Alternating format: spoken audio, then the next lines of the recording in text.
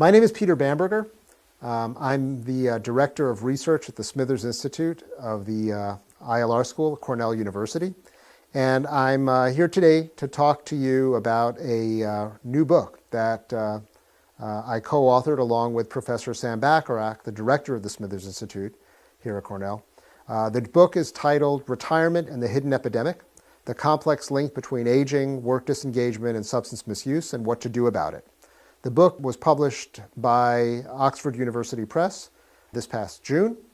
and the book summarizes a 10-year study that Professor Bacharach and I conducted with support from the National Institute on Alcoholism and Alcohol Abuse, a study in which we followed over 1,000 workers as they went from making the decision whether or not to retire when they became eligible to retire,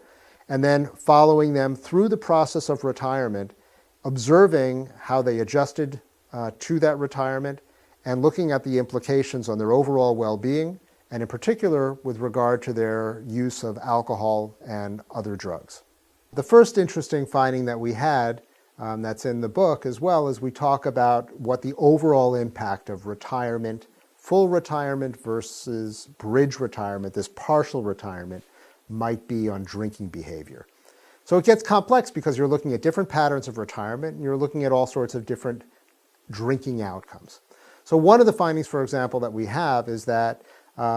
we see that depending on whether you retire and how you retire, you might have a different pattern of alcohol consumption in terms of quantity of consumption. So the finding that we had, one of the findings that we talk about in the book, is that people who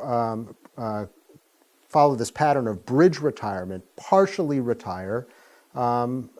drink more on those occasions when they drink relative to those that stayed on the job. So we have the same cohort, some retire partially, some continue working on the same basis as before, and what we find is those individuals that retire partially, when they do drink, they drink in larger quantities. The second shift that we did see was in periodic heavy drinking, or what's often referred to as binge drinking.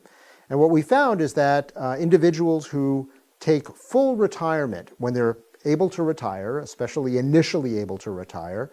are much more likely to engage in periodic heavy drinking, this binge drinking, than are their peers that continue working on the same in the same pattern that they've been working to up till that point. We do provide quite a bit